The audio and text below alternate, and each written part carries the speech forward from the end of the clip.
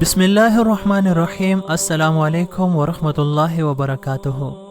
موسم گرما کا سورج آگ برساتا ہوا مکہ کی پہاڑیوں کے پیچھے ڈوب رہا تھا، جس سے مشرق کے افق پر سیاہی نمودار ہو رہی تھی۔ اونٹوں اور بھیڑ بکریوں کے گلے صحرا کی ہریالی سے اپنا پیٹ بھر کر واپس لوٹ رہے تھے، اور دن بھر کی تھکی ماندی مخلوق رات کی پرسکون آغوش میں پناہ لینے کو تیار تھی کہ اچانک مکہ کے گلی کوچوں میں منادی کی آواز بلند ہوئی۔ وہ کہہ رہا تھا کہ لوگوں، کل صبح تنعیم کے وسیع و عریض میدان میں صحابی رسول خبیب رضی اللہ تعالیٰ عنہ کو سولی دی جائے گی۔ منادی کے اس اعلان کو سن کر مکہ کے ہر گھر میں خبیب رضی اللہ تعالیٰ عنہ کا تذکرہ ہونے لگا۔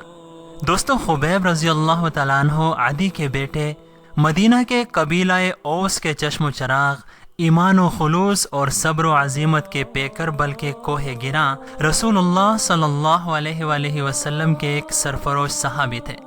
ایک قبیلے بنو تیان کی درخواست پر سرکار دو عالم صلی اللہ علیہ وآلہ وسلم نے انہیں دین کی دعوت کے لیے دوسرے صحابہ کرام علیہم رضوان کے ساتھ بھیجا، لیکن ایک سازش کے تحت مقام رجیب پر انہیں دھوکے سے گرفتار کر لیا گیا اور مکہ میں حارث بن عامر بن نوافل کے لڑکوں کے ہاتھ فروخت کر دیا گیا۔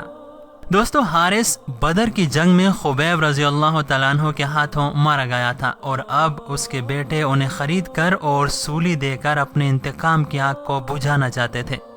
دراصل بدر کی جنگ کا نقصان اہل مکہ کے لیے ناقابل تلافی تھا۔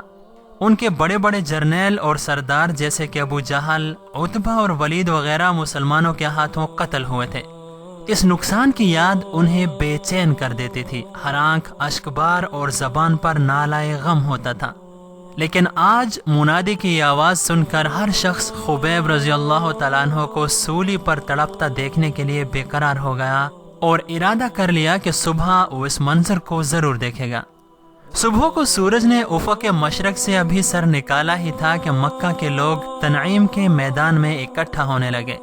مرد، عورتیں، بچے، بوڑھے اور جوان، غرض کوئی بھی پیچھے نہیں رہنا چاہتا تھا۔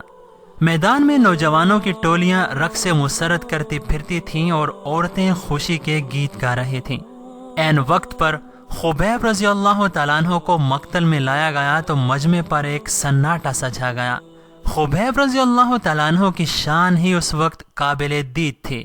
پیروں میں بیڑیاں، ہاتھ بندھے ہوئے، چہرے پر بجائے پریشانی کے ایک خاص قسم کی مسکراہٹ، اور آنکھوں میں عجیب سی ایک دل میں کھپ جانے والی نورانی اور ایمانی چمک تھی۔ وہ سر اٹھائے بڑی شان اور باوقار چال کے ساتھ چلتے ہوئے مقتل میں تشریف لائے۔ سولی کا پھندا ایک درخت کے ساتھ لٹکایا گیا تھا۔ خبیب رضی اللہ تعالیٰ عنہ کی نورانی آنکھوں نے پہلے تو اس پھندے کو چوما اور پھر وہ ہجوم پر مرکوز ہو گئیں۔ سولی دینے والے جب سولی دینے کے لیے آگے بڑھے تو ان کا چہرہ اور چمک اٹھا، اور پھر فرمایا، ذرا ٹھہرو۔ وہ لوگ یہ سن کر سمجھے کہ شاید خبیب ڈر گئے ہیں اور اب ہم سے معافی مانگیں گے، مگر ان کی یہ خوش فہمی اس وقت نہایت ہی مایوسی میں تبدیل ہو گئی جب خبیب رضی اللہ تعالیٰ عنہ نے فرمایا کہ مجھے 2 رکعت نماز پڑھ لینے دو۔ میں اپنی جان آفرین کے سپرد کرنے سے پہلے اس کے حضور آخری بار سجدہ ریز ہونا چاہتا ہوں۔ چنانچہ اجازت دے دی گئی اور ان کے ہاتھ کھول دیے گئے۔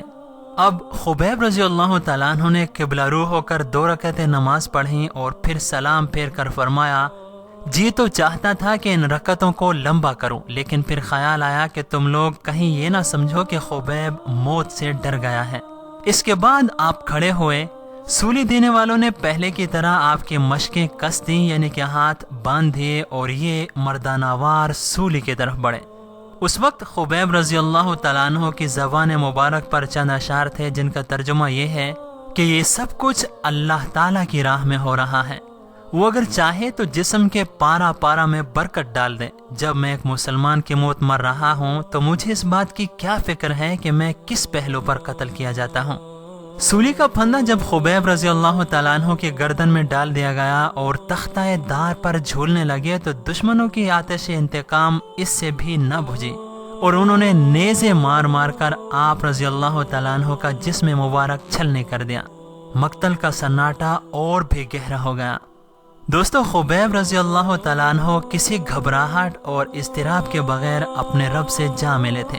ان کا چہرہ قبلہ کی طرف تھا، ان کے چہرے کو قبلہ سے پھیرنے کی بہت کوشش کی گئی، لیکن وہ سب سے کٹ کر ایک اللہ کا ہو رہا تھا، تو پھر ان کا رخ دوسری طرف بھلا کون پھیر سکتا تھا؟ خبیب رضی اللہ تعالیٰ عنہ اسلام کے پہلے شہید تھے جنہوں نے سولی پر جان دی۔ ان کی موت ایک باوقار موت تھی۔ یہ ایک شہید کی موت تھی جو مر کر بھی زندہ رہتا ہے۔ انہی کی وجہ سے سولی پر چڑھنے سے پہلے 2 رکعت نماز پڑھنے کی سنت زندہ و جاوید ہو گئی۔